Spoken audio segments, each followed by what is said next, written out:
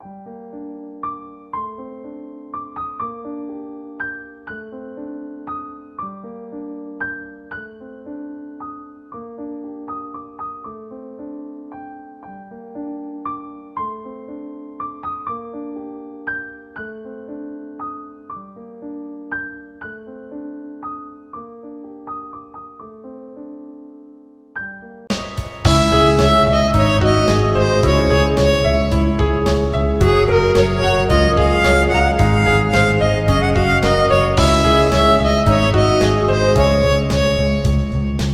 Friends, welcome to Harish academy.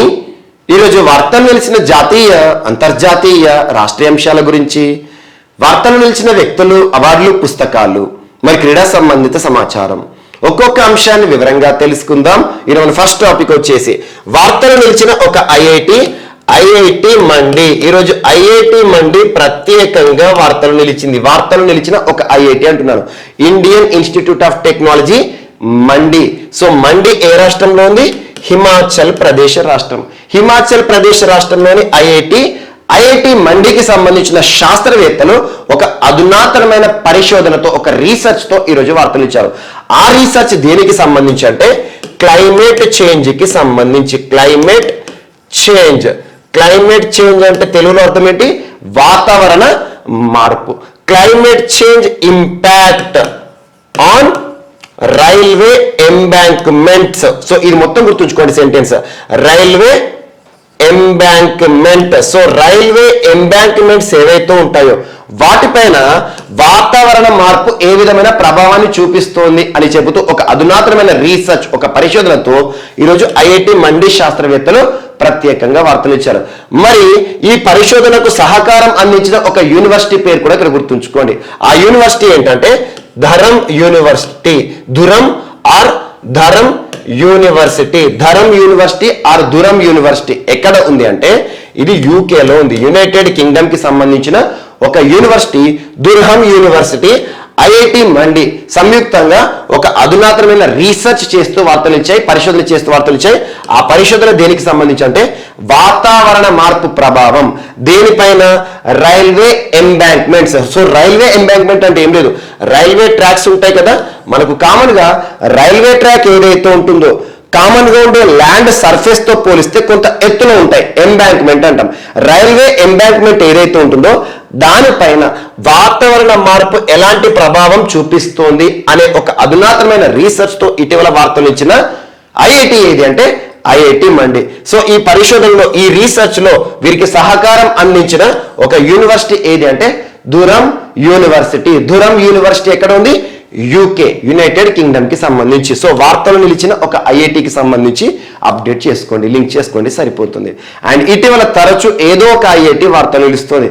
ముఖ్యంగా ఐఐటీల పైన ప్రత్యేక శ్రద్ధ చూపండి. పోటీ పరీక్షలకు ప్రిపేర్ అవుతున్న ప్రతి ఒక్క అభ్యర్థి రానున్న పోటీ పరీక్షలను దృష్టిలో ఉంచుకొని ఐఐటీలకు ఇంపార్టెన్స్ ఇవ్వండి. అలా వార్తల్లో ఇటీవల తరచు ఐఐటి మద్రాస్ వార్తలు నిలిచింది.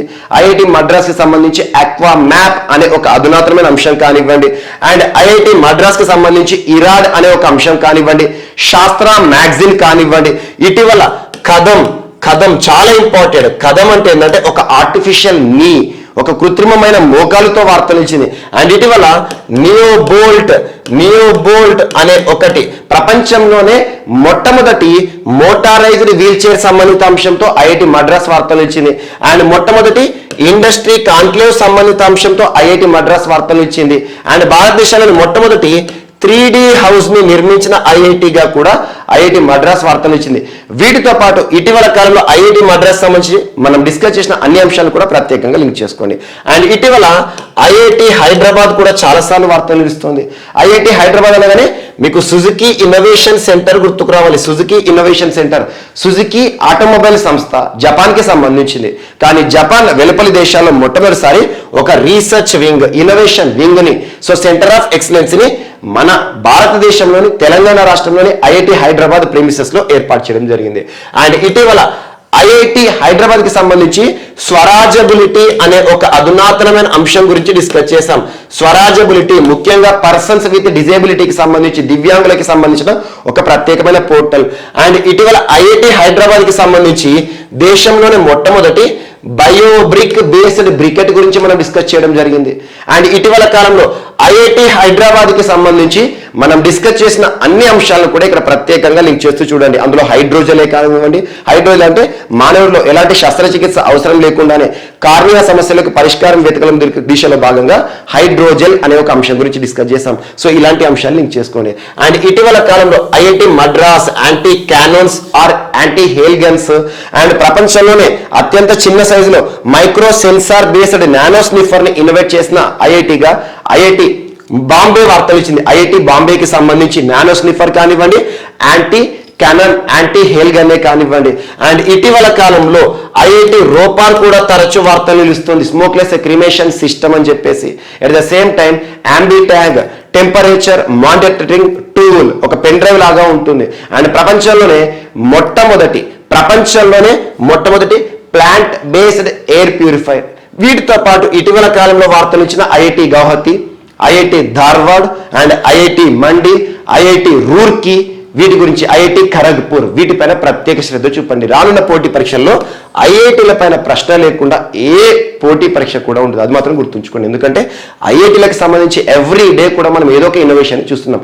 ఇన్నోవేషన్స్ కి ముఖ్యంగా సైన్స్ అండ్ టెక్నాలజీలో ఇంపార్టెన్స్ ఇస్తూ ఐఐటీలను చదవండి. అండ్ నెక్స్ట్ ఈరోజు హిమాచల్ ప్రదేశ్ రాష్ట్రానికి సంబంధించి మరొక అంశం. ఇందాక ఐఐటి మండి గురించి డిస్కస్ చేసాం. ఈరోజు వరల్డ్స్ హైయెస్ట్ ప్రపంచంలోనే అత్యంత ఎత్తైన ప్రాంతంలో నిర్మించబోతున్న ఒక రహదారి, ఒక టన్నెల్ రహదారి అని గుర్తుంచుకోండి. Tunnel, world's highest tunnel construction కి సంబంధించి ఈరోజు బార్డర్ రోడ్స్ ఆర్గనైజేషన్ వారు ఇచ్చిన ఒక స్టేట్మెంట్ వార్తలు నిలిచింది. రాజీవ్ చౌదరి గారు ఒక స్టేట్మెంట్ ఇచ్చారు. జస్ట్ బార్డర్ రోడ్స్ ఆర్గనైజేషన్ అంటే సరిహద్దు ప్రాంతాల్లో, బార్డర్ అంటే సరిహద్దు, రోడ్స్ అంటే రహదారులు, ఆర్గనైజేషన్ అంటే సంస్థ. భారతదేశంలోని సరిహద్దు ప్రాంతాల్లో రహదారులను నిర్మించే సంస్థ ఏదంటే బార్డర్ రోడ్స్ ఆర్గనైజేషన్. వీరు షింకులా అనే ఒక పాస్, ఇక్కడ ఒక పాస్ పేరు గుర్తుంచుకోండి, షింకులా అనే ఒక పాస్. షింకులా పాస్ అంటే ఏం లేదు, కొండ ప్రాంతాలు ఉంటుంది, పర్వత ప్రాంతాల్లో ఉండే అత్యంత తక్కువ సైజులో ఉండే ఒక మార్గం అని గుర్తుంచుకోండి, పాస్. షింకులా పాస్ ఏ రెండు ప్రాంతాలు కలుపుతుంది అంటే ఇక్కడ లాహౌల్ వ్యాలీ హిమాచల్ ప్రదేశ్ లోని లాహౌల్ వ్యాలీని మరియు at the same time Zanskar valley ఎక్కడ లడక్. సో హిమాచల్ ప్రదేశ్ రాష్ట్రాన్ని లడక్ కేంద్రపాలిత ప్రాంతాన్ని కలిపి ఒక అత్యంత ఎత్తైన ప్రాంతంలో నిర్మిస్తున్న ఒక రహదారి టన్నెల్. ఎంత ఎత్తులో అంటే మనకు కామన్ గా సీ సర్ఫేస్ ఏదైతే ఉంటుందో సముద్ర మట్టానికి దాదాపు 16,580 ఫీట్ల హైటులో, 16,580 అడుగుల ఎత్తులో నిర్మించబోతున్న ఒక రహదారి ఏ రెండు ప్రాంతాలు కలుపుతుందంట? ఒక రాష్ట్రం హిమాచల్ ప్రదేశ్ రాష్ట్రంలోని లాహౌల్ వ్యాలీని మరియు లడక్ లోని జస్కర్ వ్యాలీ ఏదైతే ఉంటుందో ఈ ప్రాంతాన్ని ఏ పాస్ ద్వారా కలుపుతుంది? షింకులా పాస్ ద్వారా కలిపే ఒక అత్యంత ఎత్తైన టన్నెల్ అంటే కొండ ప్రాంతాల్లో నిర్మించేది టన్నెల్ అన్నట్టు. మనకి ఇటీవల అటల్ టన్నెల్ గురించి ప్రత్యేకంగా డిస్కస్ చేసాం. అలా టన్నెల్ ఏదైతే ఉంటుందో ఎంత ఎత్తులోనట?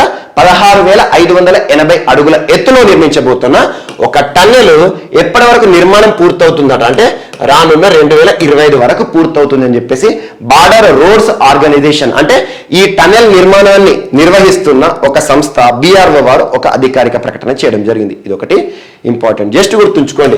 ప్రపంచంలోనే అత్యంత ఎత్తైన ప్రాంతంలో నిర్మిస్తున్న టన్నెల్ ఏ రెండు ప్రాంతాలు కలుపుతుంది, అది ఏ పాస్ లో ఉంటుంది అండ్ ఏ వ్యాలీలను కలుపుతుంది, ఇది గుర్తుంచుకోండి సరిపోతుంది. అండ్ నెక్స్ట్ ఈరోజు మరొక అంశం సెమికాన్ ఇండియా కాన్ఫరెన్స్ అని గుర్తుంచుకోండి. సెమికాన్ ఇండియా కాన్ఫరెన్స్ మొట్టమొదటి సెమీ కండక్టర్ కి సంబంధించిన ఒక సదస్సు రానున్న ఏప్రిల్ 29వ తేదీన జరగబోతున్న సెమికాన్ ఇండియా కాన్ఫరెన్స్ ఎక్కడ జరగబోతోంది అంటే మనకు బెంగళూరు ఏ రాష్ట్రంలో ఉంది? కర్ణాటక రాష్ట్రంలో ఉంది. కర్ణాటక రాష్ట్రంలోని బెంగళూరు వేదికగా మొట్టమొదటి సెమికాన్ ఇండియా సదస్సు ఎక్కడ జరుగుతుందట? బెంగళూరులో జరుగుతుంది. దీని యొక్క థీమ్ ఏంటంటే design and manufacture in India for world. Design and manufacture in India for the world అంటే ఇండియాలోనే డిజైన్ చేయండి, ఇండియాలోనే మ్యానుఫ్యాక్చర్ చేయండి. అంటే ఇండియాలోనే మ్యానుఫ్యాక్చర్ చేసి ఇండియాలోనే డిజైన్ చేస్తున్నవి ఏవైతే ఉంటాయో, సెమీ కండక్టర్స్ ఏవైతే ఉంటాయో ఎవరి కోసం తయారు చేస్తున్నామంట? ప్రపంచం కోసం తయారు చేస్తున్నాం. అండ్ దీని యొక్క థీమ్ కొనసాగింపు ఏంటంటే making India semi conductor nation. ఈ థీమ్ మొత్తం గుర్తుంచుకోండి. Design and manufacture in India for the world. ప్రపంచం కోసం భారతదేశంలోనే డిజైన్ చేయండి, తయారు చేయండి. And continuation making India A semi conductor nation. Semi conductor nation. So semi conductor ఇండస్ట్రీకి ప్రత్యేక ప్రాధాన్యత ఇవ్వడంలో భాగంగా మొట్టమొదటి సెమికాన్ సదస్సు ఎక్కడ ప్రారంభం కాబోతోంది అంటే ఈ ఏప్రిల్ మాసంలోనే బెంగళూరు అని గుర్తుంచుకోండి. సో సెమీ కండక్టర్స్ మనకు ముఖ్యంగా ఐటీ రంగంలో కానివ్వండి, వీటి యొక్క ఉపయోగం అనేది, వీటిపైన డిపెండెన్స్ అనేది ఎక్కువగా ఉంటుంది. అండ్ భారత ప్రభుత్వం కూడా ఇటీవల అత్యధిక ఇంపార్టెన్స్ సెమీ కండక్టర్ డివైజెస్ సంబంధించి, సెమీ కండక్టర్ మ్యానుఫ్యాక్చరింగ్ సంబంధించి ఇవ్వడం జరుగుతుంది. Ministry of IT and electronics వారి ఆధ్వర్యంలో ఈ సెమికాన్ సదస్సు అనేది బెంగళూరులో జరగబోతోంది. అండ్ ఇటీవల బెంగళూరు ఇలాంటి అంశాలతో తరచు వార్తలు నిలుస్తుంది. ఏవిజిసి, దేశంలోనే మొట్టమొదటి ఏవిజిసి అని చెప్పేసి, దేశంలోనే మొట్టమొదటి ఆర్ట్ పార్క్ అని చెప్పేసేసి, దేశంలోనే మొట్టమొదటి రాష్ట్రంగా కర్ణాటక రాష్ట్రం ముఖ్యంగా ఇంజనీరింగ్ R&D పాలసీని విడుదల చేస్తూ వార్తలు ఇచ్చింది. ఇలాంటి అంశాలను ప్రత్యేకంగా లింక్ చేసుకోండి. ఈ టాపిక్ మాత్రం ఏంటంటే దేశంలోనే మొట్టమొదటిసారి సెమికాన్ సదస్సు ఎక్కడ జరగబోతోంది, దాని యొక్క థీమ్ ఏంటి అంటారు. అండ్ ఈ సదస్సులో భారత ప్రధాని నరేంద్ర మోదీ గారు పార్టిసిపేట్ చేయబోతున్నారు. ఆ రోజు ప్రసంగించే అంశాలు ఏవైతే ఉంటే వాటి గురించి రానున్న పోటీ పరీక్షలు అడగవచ్చు. అంటే ఇండియాలో సెమీ కండక్టర్ ఇండస్ట్రీకి సంబంధించిన టార్గెట్స్, నిర్దేశించుకున్న టార్గెట్స్ కానివ్వండి, ఎంత ఉత్పత్తి అవుతుంది, దీని యొక్క ఉపయోగం ఏంటి, ఇవన్నీ కూడా మనం చూడబోతున్నాం. అండ్ నెక్స్ట్, ఈశాన్య రాష్ట్రాల్లోనే అత్యంత పెద్దదైన, అత్యంత ఎత్తైన నేషనల్ ఫ్లాగ్ వార్తలు నిలిచింది. National flag. ఇక్కడ కొన్ని అంశాలు గుర్తుంచుకోండి హిస్టరీకి సంబంధించి. ఏప్రిల్ 14th 1944, ఏప్రిల్ 14th 1944 నుండి 2022 ఏప్రిల్ 14th వరకు ఎన్ని సంవత్సరాలు? 78th anniversary of flag hoisting అని గుర్తుంచుకోండి. ఫ్లాగ్ హాయిస్టింగ్ అంటే జెండాని ఎగరవేయడం అన్నట్టు. ఫ్లాగ్ హాయిస్టింగ్ 1944 ఏప్రిల్ 14వ తేదీన సుభాష్ చంద్రబోస్ గారు మొయిరాంగ్ అనే ఒక ప్రాంతం,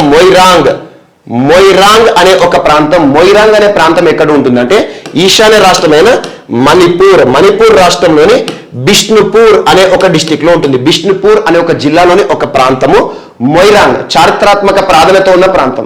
సో మొయిరాంగ్ అనే ప్రాంతంలో సుభాష్ చంద్రబోస్ గారు మొట్టమొదటిసారి జాతీయ జెండాను ఎగరవేయడం జరిగింది. So 78th anniversary of flag hoisting ని దృష్టిలో ఉంచుకొని ఇటీవల అత్యంత ఎత్తైన జాతీయ జెండాను, దాదాపు 165 feet హైట్ తో కూడిన జాతీయ జెండాను ఎగరవేయడం జరిగింది మణిపూర్ రాష్ట్రంలో. మణిపూర్ రాష్ట్రానికి ఇటీవలే నూతన ముఖ్యమంత్రిగా మరొకసారి ఎన్ బీరెన్ సింగ్ గారు పదవీ ప్రమాణ స్వీకారం కూడా చేయడం జరిగింది.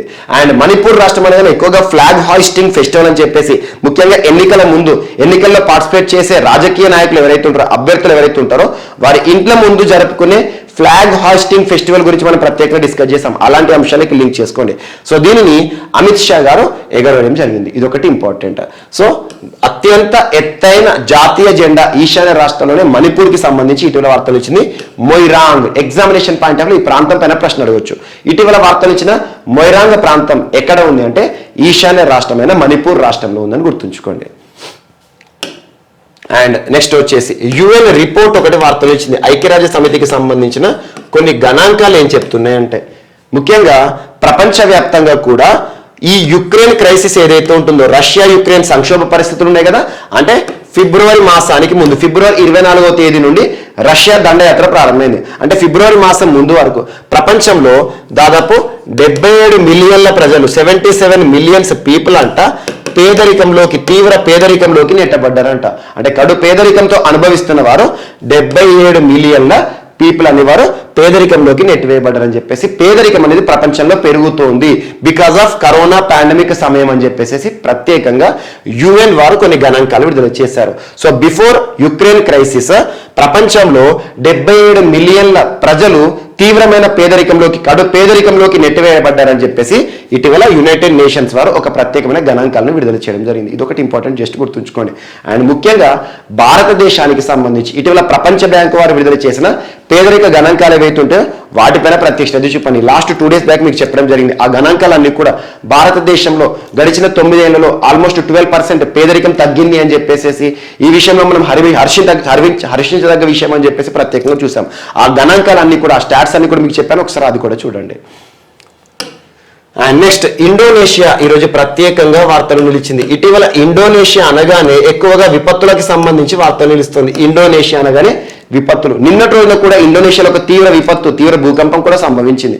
సో ఇండోనేషియా ఇటీవల ఎక్కువగా రాజధాని మార్పు అనే అంశంతో వార్తలు ఇచ్చింది. ఇండోనేషియా యొక్క నూతన రాజధాని పేరు ఏదైతే ఉంటుందో నుసంతర, రాజధాని మార్పు అనే ఒక అంశం. రానున్న రోజుల్లో కొత్త రాజధాని జకర్తా స్థానంలో ఇండోనేషియాకి నుసంతర అనేది రాజధానిగా చూడబోతున్నాం. కారణం ఏంటంటే rise in sea level. So సముద్ర మట్టం పెరుగుదల కారణంగా ప్రస్తుతం ఉన్న జకర్తా అనేది ప్రమాదంలోకి పోతుందట. అందువల్ల నుసంతర అనే ఒక నూతన రాజధాని గురించి మనం డిస్కస్ చేశాం. And at the same time ఇండోనేషియాకి సంబంధించి ఇటీవల తరచూ అగ్నిపర్వతాలు వార్తలు నిలుస్తున్న భూకంపాలు కానివ్వండి, ప్రత్యేక ప్రాంతాలు ఏవైతుంటే మనం తరచూ మౌంట్ ఇలీ లెవటలో కానివ్వండి, మౌంట్ మెరాపి కానివ్వండి, మౌంట్ సిలబం కానివ్వండి, వీటి గురించి ప్రత్యేకంగా చూడండి. ఈ రోజు ఏంటంటే ఇండోనేషియా ప్రభుత్వం భారతదేశం నుండి దిగుమతి చేసుకుంటున్న వ్యవసాయ ఉత్పత్తులు ఏవైతే ఉంటాయో వాటిని సస్పెండ్ చేసిందంట. సస్పెండ్ అంటే ఆపివేయడం జరిగిందట. సో భారతదేశం నుండి వ్యవసాయ ఉత్పత్తులు అనేవి ఇండోనేషియాకి చేయడం జరుగుతుంది. అంటే భారతదేశం నుండి ఎగుమతి చేయడం జరుగుతుంది, ఇండోనేషియా దిగుమతి చేసుకోవడం జరుగుతుంది.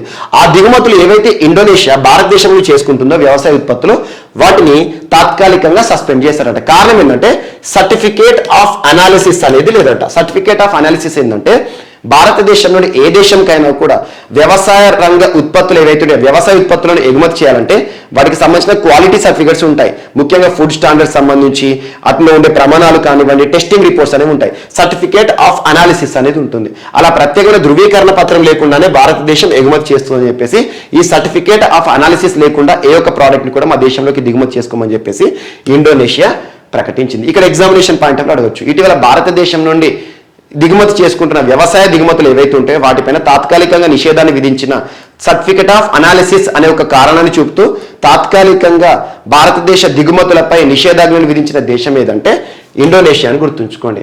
అండ్ ఇటీవల కాలంలో భారతదేశం నుండి ఎగుమతులు అనేవి చాలా గరిష్టంగా చేయడం జరిగింది. గడిచిన ఆర్థిక సంవత్సరంలో ఆల్మోస్ట్ 417 ఎక్స్పోర్ట్స్ అని చెప్పేసి ప్రత్యేకంగా మనం చూసాము. $417 బిలియన్ ఎక్స్పోర్ట్స్ అని చెప్పేసి, భారతదేశ చేతిలోనే అత్యధిక ఎగుమతులు అని చెప్పేసి ఇలాంటి వాటిని ప్రత్యేకంగా లింక్ చేసుకోండి. అండ్ ఇటీవల కాలంలో భారతదేశం నుండి గోధుమలు కూడా ఎగుమతి అవుతున్నాయి. ఈజిప్ట్కి సంబంధించి వరల్డ్స్ లార్జెస్ట్ వీట్ ఇంపోర్టర్ గా ఈజిప్ట్ వార్తలు నిలుస్తూ ఉంటుంది. అలాంటి ఈజిప్ట్ భారతదేశం నుండి గోధుమలను దిగుమతి చేసుకుంటుందని చెప్పేసి ప్రత్యేకంగా చూసాం. ఇలాంటి వ్యవసాయ ఉత్పత్తులకు సంబంధించి ఏ టాపిక్ వార్తలు ఇచ్చినా కూడా మీరు అపెడా సంస్థ గురించి లింక్ చేసుకోండి. అపెడా అంటే agriculture and processed foods exports development authority. Agriculture and processed foods exports development authority అనేది మినిస్ట్రీ ఆఫ్ కామర్స్ పరిధిలో పనిచేస్తున్న ఒక సంస్థ. వాణిజ్య మంత్రిత్వ శాఖ అంటే ఎగుమతులు దిగుమతులకు సంబంధించిన కన్సర్న్ మినిస్ట్రీ. సో అపెడా సంస్థ భారతదేశం నుండి వ్యవసాయ ఉత్పత్తులను వివిధ దేశాలకు ఎగుమతి చేయడంలో కీలక పాత్ర పోషిస్తుంది. ఇది గుర్తుంచుకోండి. ఇక్కడ టాపిక్ ఏంటి? ఇండోనేషియా భారతదేశం నుండి దిగుమతి చేసుకుంటున్న వ్యవసాయ ఉత్పత్తులపైన సస్పెన్షన్ అనే అంశం ఈరోజు ప్రత్యేకంగా వార్త నిలిచింది. అండ్ నెక్స్ట్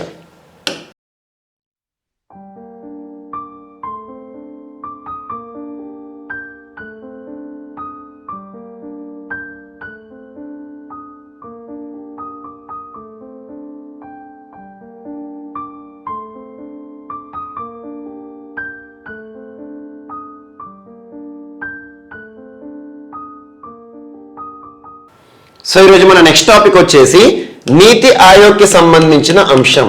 సో నీతి ఆయోగ్ భారతదేశంలో ప్రణాళికా సంఘం స్థానంలో ఏర్పాటైన నీతి Aayog national institution for transforming India వారు రానున్న మే మాసంలో విడుదల చేయబోతున్న మే మాసంలో ప్రారంభించబోతున్న ఒక ప్రత్యేకమైన ప్లాట్ఫామ్ ఈరోజు వార్తలు ఇచ్చింది. ఆ ప్లాట్ఫామ్ పేరు ఏంటంటే national data and analytics platform. National data and analytics platform ఇటీవల వార్తలు ఇచ్చింది. ఏ సంస్థ ప్రారంభించబోతోంది, ఏ సంస్థ ఆధ్వర్యంలో అందుబాటులోకి రాబోతుందంటే నీతి ఆయోగ్. సో దీని యొక్క ఉద్దేశం ఏంటంటే each and every word meaning చూడండి, ఆటోమేటిక్గా అర్థమవుతుంది. నేషనల్ అంటే జాతీయ, డాటా అంటే సమాచారానికి సంబంధించి సమాచారాన్ని విశ్లేషించడానికి ఉపయోగపడే ఒక ప్రత్యేకమైన ప్లాట్ఫామ్. సింపుల్ గా భారతదేశానికి సంబంధించి భారత ప్రభుత్వానికి సంబంధించిన సమాచారం ఏదైతే ఉంటుందో అత్యంత సులభమైన పద్ధతిలో అందుబాటులోకి తీసుకురావాలని గుర్తుంచుకోండి.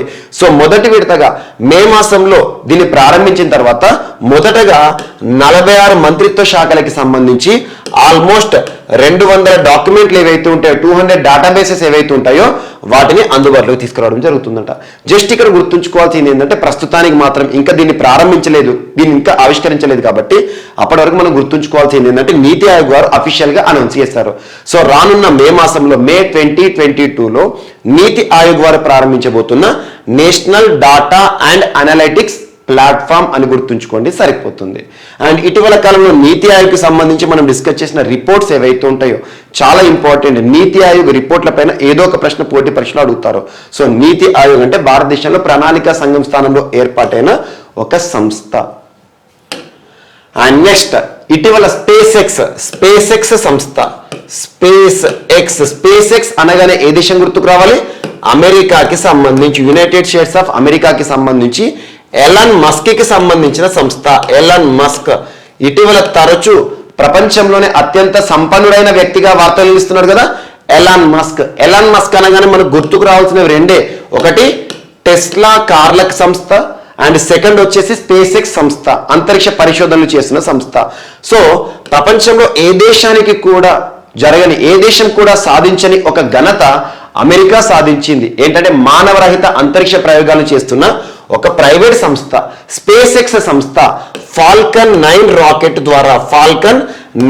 రాకెట్ ద్వారా ఒక ప్రత్యేకమైన స్పైస్ శాటిలైట్ ని ఇటీవల నిర్ణీతమైన కక్షలో ప్రయోగించింది. ఆ స్పైస్ శాటిలైట్ గూఢచారి ఉపగ్రహం అని గుర్తుంచుకోండి. ముఖ్యంగా అమెరికాకు ఉపయోగపడే ఒక స్పైస్ శాటిలైట్. దాని పేరు ఏంటంటే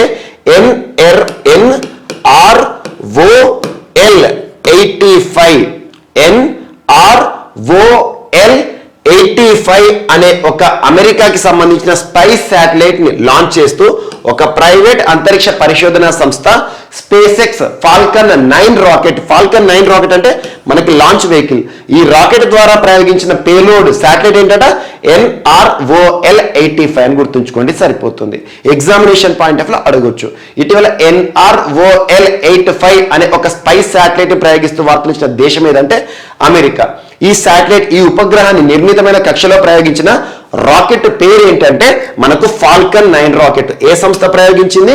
ముఖ్యంగా ఇక్కడ స్పేస్ ఎక్స్ అనే సంస్థ గుర్తుంచుకోండి సరిపోతుంది. అండ్ నెక్స్ట్ ఈరోజు వార్తలో నిలిచిన ఒక ష్రింప్, అత్యంత చిన్న సైజులో ఉండే ఒక ష్రింప్స్ మనం చూస్తూ ఉంటాం కదా ష్రింప్. దీన్ని ఎవరు కనుగొన్నారట అంటే, ఎక్కడ కనుగొన్నారట అంటే ఎవరు అంటే first ICAR, Indian council of agriculture and research, national bureau of fish genetic resource. ICAR NBFGR, national bureau of fish genetic resource. ఈ సంస్థ ఎక్కడుంది అంటే లక్నో కేంద్రంగా పనిచేస్తుంది. లక్నోకి సంబంధించి ఉత్తరప్రదేశ్ రాష్ట్రానికి సంబంధించిన ఈ సంస్థ హెడ్ క్వార్టర్ పనిచేసిన ఈ సంస్థ ఇటీవల లక్షద్వీప్ సముద్ర ప్రాంతంలో, లక్షద్వీప్ అంటేనే మనకు ఆర్చిపెలగో, లక్షద్వీప్లోని సముద్ర ప్రాంతంలో సముద్ర జలాల్లో ఒక చిన్న సైజులో ఒక అధునాతనమైన ఒక ష్రింప్ ఆనవాళ్ళను కనుగొన్నారంట. ఆ ష్రింప్ కి శాస్త్రీయ నామం ఏం పెట్టారట అంటే యాక్టిని మీన్స్ కోయాస్. ఇది గుర్తుంచుకోండి, యాక్టిని మీన్స్ కోయాస్. ఇటీవల వార్తలు నిలిచిన యాక్టిని మీన్స్ కోయాస్ అనునది ఏంటి అంటారు. వార్తలు నిలిచిన ఒక ష్రింప్ అని గుర్తుంచుకోండి సరిపోతుంది. సో ఇక్కడ కోయాస్ అంటే ఒక ట్రైబల్ గ్రూప్, ఒక తెగకి సంబంధించిన పేరు. ముఖ్యంగా లక్షద్వీపుల్లో ఉండే ఒక తెగ ఏదైతే ఉంటుందో కోయాస్, ఆ కోయాస్ కి సంబంధించిన పేరుని దీనికి ఈ ష్రింప్కి నామకరణం చేశారు. So ICAR, Indian council of agriculture and research కి సంబంధించి national bureau of fish genetic resource సంస్థ వారు కనుగొన్న అధునాతనమైన ఒక లేటెస్ట్ ష్రింప్ వెరైటీ అని గుర్తుంచుకోండి. సో అక్టిని మీన్స్ కోయాస్ అనేది ఇటీవల వార్తలు ఇచ్చింది. అది ఏంటంటే మనకు ష్రింప్ అని గుర్తుంచుకోండి సరిపోతుంది. అండ్ నెక్స్ట్ ఈరోజు వార్తలో నిలిచిన నూతన ఆర్మీ చీఫ్, ఆల్రెడీ ఇతని గురించి మనం లాస్ట్ మంత్ లో డిస్కస్ చేసాం 1 month బ్యాక్. ఈరోజు మరొకసారి భారత ప్రభుత్వం అధికారికంగా ఒక అనౌన్స్మెంట్ చేసింది. సో తన పేరేంటి? లెఫ్టినెంట్ జనరల్ మనోజ్ పాండే గారు. చాలా ఇంపార్టెంట్, గుర్తుంచుకోండి. మనోజ్ పాండే, లెఫ్టినెంట్ జనరల్ మనోజ్ పాండే గారు భారత ఆర్మీ నూతన చీఫ్ ఆఫ్ ఇండియన్ ఆర్మీగా ఇటీవల నియమితులవుతూ వార్తలు నిలిచారు. సో ఆర్మీ చీఫ్ అంటున్నాను. ప్రస్తుతం ఆర్మీ చీఫ్ గా ఎవరు విధులు నిర్వర్తిస్తున్నారు? ఎంఎం నరవనే మనోజ్ ముకుంద్ నరవనే గారు. మనోజ్ ముకుంద్ నరవనే గారి పదవీ కాలం ఈ మంత్ ఎండ్ తో ముగుస్తోంది. సో అలా ఏప్రిల్ 30వ తేదీన నూతన ఆర్మీ చీఫ్ గా మరొక వ్యక్తి రానున్నారు. సీనియర్ మోస్ట్ ఆర్మీ అధికారి మనకు మనోజ్ పాండే గారు అని గుర్తుంచుకోండి సరిపోతుంది. యాక్చువల్గా 99.9% ఛాన్సెస్ ఏంటంటే మనోజ్ ముకుంద్ నరవనే గారు నెక్స్ట్ సిడిఎస్ ఇన్ ఇండియాగా మనం చూడబోతున్నాం. చీఫ్ ఆఫ్ డిఫెన్స్ స్టాఫ్, మనకు భారతదేశంలోనే మొట్టమొదటి chief of defence staff CDS గా గుర్తింపు పొందిన బిపిన్ రావత్ గారు గడిచిన డిసెంబర్ మాసంలో ప్రథమ వారంలో మరణించడం జరిగింది.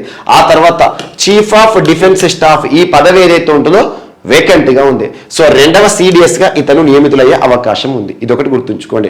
అండ్ మనోజ్ పాండే గారేమో నూతన ఆర్మీ చీఫ్ గా రానున్న రోజుల్లో పదవిని స్వీకరించబోతున్నారు. అలా త్రివిధ దళాలకి సంబంధించి ఇండియన్ ఆర్మీకి రానున్న రోజుల్లో మనోజ్ పాండే గారు, అలా ఇండియన్ ఎయిర్ ఫోర్స్ కి సంబంధించి విఆర్ చౌదరి గారు ప్రస్తుతం విధులు నిర్వర్తిస్తున్నారు. వివేక్ రామ్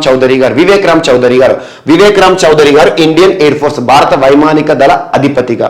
అండ్ ఇండియన్ నావీకి సంబంధించి ఆర్ హరికుమార్ గారు విధులు నిర్వర్తిస్తున్నారు. త్రివిధ దళాలకు సంబంధించిన చీఫ్ ఎవరైతే ఉంటారో, హెడ్స్ ఎవరైతే ఉంటారో వారి పేర్లను గుర్తుంచుకోండి. Indian Navy R Harikumar and V R Chaudhari గారు మనకు ఇండియన్ ఎయిర్ ఫోర్స్.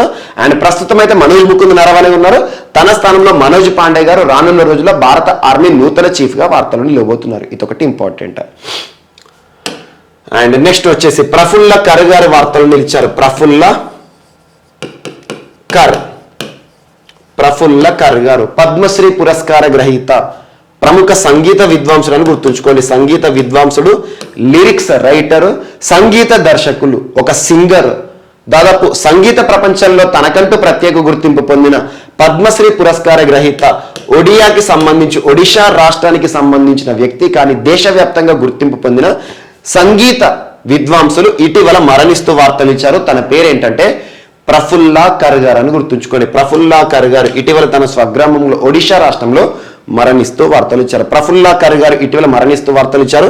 ఏ రంగంలో తనకంటూ ప్రత్యేక గుర్తింపు పొందారంటే సంగీత ప్రపంచంలో గుర్తుంచుకోండి. ఒక లిరిక్ రైటర్ గా చాలా సాంగ్స్ ని రాశారు.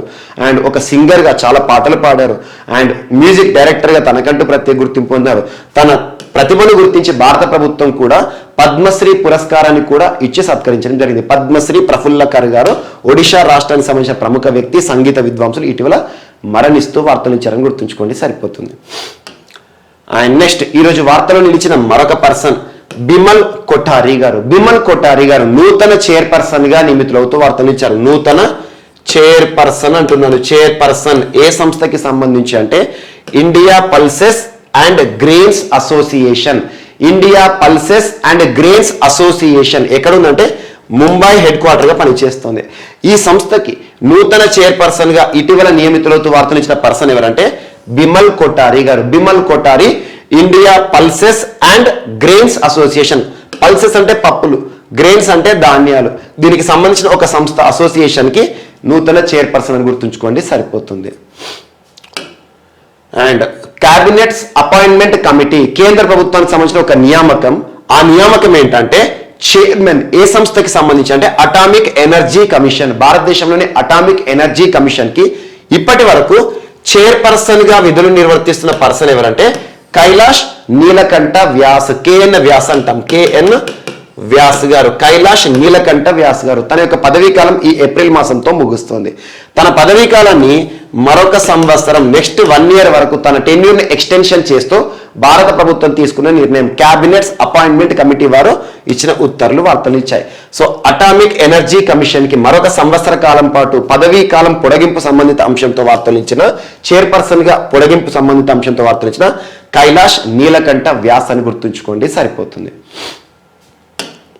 అండ్ నెక్స్ట్, సో ఇటీవల హర్యానా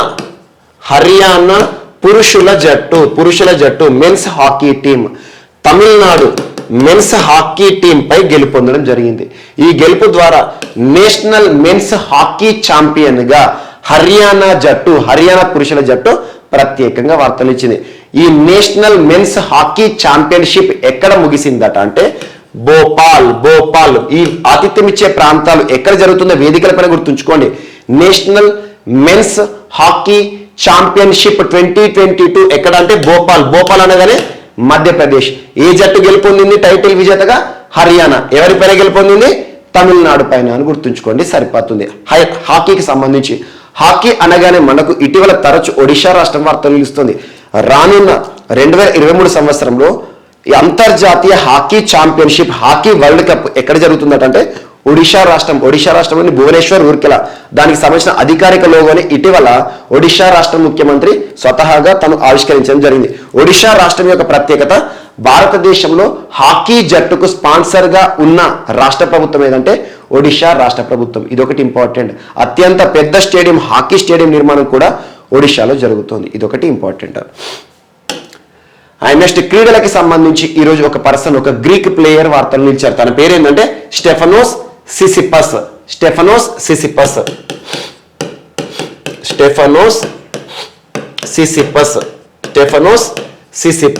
గ్రీక్ ఆటగాడు, గ్రీక్ ప్లేయర్ అని గుర్తుంచుకోండి.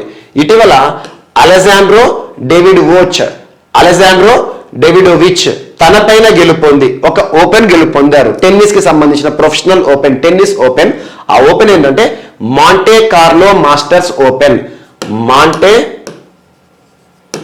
కార్లో మాస్టర్స్ ఓపెన్ ఎక్కడ జరిగిందంటే మొనాకో వేదికగా జరిగింది. మొనాకో దేశంలో జరిగిన మాంటే కార్లో మాస్టర్స్ ఓపెన్ ఈ టెన్నిస్ ఛాంపియన్ గా ఎవరు వార్తలు ఇచ్చారంటే స్టెఫనస్ సిసిపస్. ఎవరిపైన గెలుపొందారు, ఎవరిని ఓడించారంటే అలెజాండ్రో డేవిడోవిచ్. గుర్తుంచుకోండి, సరిపోతుంది. కొన్ని ఓపెన్స్ గురించి అడగొచ్చు, మిస్లేనియస్ పోటీ పరీక్షలు అడుగుతారు. కానీ ముఖ్యమైన ప్రధాన పరీక్షలు ఏవైతుంటే గ్రూప్స్ కి సంబంధించి కానివ్వండి, ఎస్ఏ కానిస్టేబుల్ కి సంబంధించి కానివ్వండి, ఎక్కువగా గ్రాండ్ స్లామ్ల పైన మాత్రమే అడుగుతారు. అలా ఆస్ట్రేలియన్ ఓపెనే కావచ్చు, అమెరికన్ ఓపెనే కావచ్చు, వింబుల్డనే కావచ్చు, ఫ్రెంచ్ ఓపెనే కావచ్చు. వీటికి సంబంధించి సంపూర్ణ సమాచారాన్ని చదవండి, examination point of view important. Next, ఈరోజు వార్తలు నిలిచిన ఇద్దరు క్రీడాకారులు కూడా బంగ్లాదేశ్ క్రికెట్ టీం కి సంబంధించి అంతర్జాతీయ ఆటగాళ్ళు, మాజీ cricketers, international players.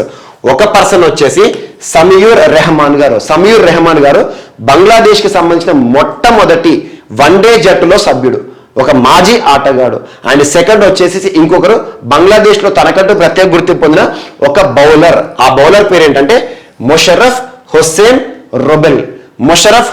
Rubel bowler. And ఇంకొకరు ఎవరైతే ఉంటారో బంగ్లాదేశ్ కి సంబంధించిన అంతర్జాతీయ ఆటగారు సమీర్ రెహమాన్. ఇద్దరు కూడా ఒకే రోజున సేమ్ రీజన్ తో మరణించడం జరిగింది, ఒక స్ట్రోక్ కారణంగా మరణించడం జరిగింది. సో ఎగ్జామ్ లో అడుగుతారు, ఒకే రోజున ఇద్దరు అంతర్జాతీయ ఆటగాళ్ళు సమీర్ రెహమాన్, మొషరఫ్ హుస్సేన్ రుబెల్ ఇద్దరు కూడా మరణించడం జరిగింది బ్రెయిన్ స్ట్రోక్ కారణంగా. వారు ఏ జాతీయ జట్టులో సభ్యులు అంటే బంగ్లాదేశ్ అంతర్జాతీయ ఆటగాళ్ళు. ఏ క్రీడకి సంబంధించిన వాళ్ళంటే క్రికెట్ కి సంబంధించిన క్రీడాకారులను గుర్తుంచుకోండి, సరిపోతుంది. సో ఇవి మనకు ఈరోజు వార్తలు నిలిచిన అంశాలు. మిస్లీనియస్ అంశాలు ఏమైనా మిగిలిపోతే మాత్రం రేపు క్లాస్లో చూద్దాం. ఒకసారి ర్యాపిడ్ రౌండ్ చూద్దాం. సో ఐఐటి మండి శాస్త్రవేత్తలు ప్రత్యేకంగా climate change impact on railway embankments అనే ఒక పరిశోధనతో వార్తలు ఇచ్చారు. అండ్ ఇక్కడ ఐఐటీలకు సంబంధించి కొంత సమాచారాన్ని ఇచ్చారు, ఒకసారి చూడండి. అండ్ నెక్స్ట్ వచ్చేసేసి అత్యంత ఎత్తైన ప్రదేశంలో నిర్మిస్తున్న టన్నెల్ సంబంధిత అంశం. హిమాచల్ ప్రదేశ్ రాష్ట్రాన్ని లడఖ్ కేంద్రపాలిత ప్రాంతాన్ని కలిపే ఒక ప్రత్యేకమైన టన్నెల్ షింకులా పాస్ వద్ద నిర్మాణం. అండ్ సెమికాన్ ఇండియా అనే ఒక ప్రత్యేకమైన సదస్సుకు ఆతిథ్యం ఇస్తున్న ప్రాంతంగా బెంగళూరు వార్తలు ఇచ్చింది. భారతదేశాన్ని సెమీకండక్టర్ రంగంలో ఒక హబ్గా తీర్చిదిద్దడంలో భాగంగా మొట్టమొదటి కాన్ఫరెన్స్. అండ్ అత్యంత ఎత్తైన నేషనల్ ఫ్లాగ్ హాయిస్టింగ్ సంబంధిత అంశంతో మణిపూర్ రాష్ట్రం ప్రత్యేకంగా వార్తలు నిలిచింది. అండ్ నెక్స్ట్ వచ్చేసి యుఎన్ రిపోర్ట్ పేదరికం సంబంధించి ప్రపంచవ్యాప్తంగా 77 మిలియన్ల ప్రజలు మరింత పేదరికంలోకి జారడం జరిగిందని చెప్పేసి ఒక ప్రత్యేకమైన నివేదికతో యుఎన్ రిపోర్ట్ వార్తలు ఇచ్చింది. ఇండోనేషియా దిగుమతులు చేసుకుంటున్న భారతదేశ వ్యవసాయ ఉత్పత్తులు ఏవైతే ఉంటాయో వాటిని టెంపరీగా సస్పెండ్ చేస్తూ తీసుకున్న నిర్ణయం. And national data and analytics platform సంబంధిత అంశంతో నీతి ఆయోగ్ వార్తలు నిలిచింది. అండ్ నెక్స్ట్ వచ్చేసి స్పేస్ ఎక్స్ ఫాల్కన్ 9 రాకెట్ ద్వారా ప్రయోగించిన ఒక అధునాతనమైన స్పై శాటిలైట్ NROL 85 ఉపగ్రహం అని గుర్తుంచుకోండి. అండ్ వార్తలు నిలిచిన ఒక కొత్త ష్రింప్ వెరైటీ యాక్టినిమిన్స్ కోయాస్ లక్షద్వీప్ ప్రాంతంలో గుర్తించడం జరిగింది. సరికొత్త ష్రింప్ వెరైటీ ఎవరు గుర్తించారంటే ఐకార్ NBFGR. అండ్ నెక్స్ట్ వచ్చేసి వార్తలు నిలిచిన వ్యక్తుల విషయానికి వస్తే మనోజ్ పాండే గారు భారత నూతన ఆర్మీ చీఫ్ గా నియమితులవుతూ వార్తలు నిలిచారు మరొకసారి. అండ్ నెక్స్ట్ వచ్చేసి ప్రఫుల్ల కర్ గారు ఒడిషా రాష్ట్రానికి సంబంధించిన ప్రముఖ వ్యక్తి, సంగీత విద్వాంసులు, పద్మశ్రీ పురస్కార గ్రహీత, ఇటీవల మరణిస్తూ వార్తలు నిలిచారు. అండ్ నెక్స్ట్ బిమల్ కోటారి గారు India Pulses and Grains association కి చైర్పర్సన్ గా నియమితులవుతూ వార్తలు ఇచ్చారు. అండ్ నెక్స్ట్ వచ్చేసి కైలాష్ నీలకంఠ వ్యాస్ గారు KN వ్యాస్ గారు అటామిక్ ఎనర్జీ కమిషన్ గా చైర్పర్సన్ గా విధులు నిర్వర్తిస్తున్నారు. తన యొక్క పదవీకాలం ఇటీవల ముగిసింది. తన పదవీకాలాన్ని మరొక సంవత్సరం పాటు ఎక్స్టెండ్ చేస్తూ కేంద్ర ప్రభుత్వం తీసుకున్న నిర్ణయం. అండ్ నెక్స్ట్ వచ్చేసి హర్యానా మెన్స్ హాకీ జట్టు జాతీయ జట్టు ముఖ్యంగా ఇటీవల తమిళనాడు రాష్ట్ర జట్టు ఏదైతే ఉందో హాకీ జట్టు ఏదైతే ఉంటుందో వారిపైన గెలుపొందడం జరిగింది. National senior men's hockey title గెలుపొందిన విజేతగా వార్తలు ఇచ్చింది. అండ్ నెక్స్ట్ స్టెఫనోస్ సిసిపస్ ఇటీవల మాంటే కార్లో మాస్టర్స్ మొనాకో వేదికగా జరిగిన ఒక టెన్నిస్ ఓపెన్ ని గెలుపొందుతూ వార్తలు నిలిచాడు. అండ్ వార్తలు నిలిచిన ఇద్దరు క్రీడాకారులు మాజీ అంతర్జాతీయ క్రీడాకారులు ప్రపంచవ్యాప్తంగా గుర్తింపు పొందిన ఒక క్రీడాకారులు ఇద్దరు కూడా బంగ్లాదేశ్ సంబంధించిన క్రీడాకారులు మరణిస్తూ వార్తలు ఇచ్చారు. సెమియూర్ రహమాన్ గారు అండ్ ముషరీఫ్ హుస్సేన్ రుబెల్ గారు, ఇద్దరి పేర్లు గుర్తుంచుకోండి. సో ఇవి ఈరోజు వార్తలు నిలిచిన అంశాలు. మిస్లేనియస్ అంశాలు మనం మిగిలిపోతే మాత్రం రేపటి క్లాస్లో యాడ్ చేసుకొని నేర్చుకుందాం. రేపు కలుద్దాం. Thank you.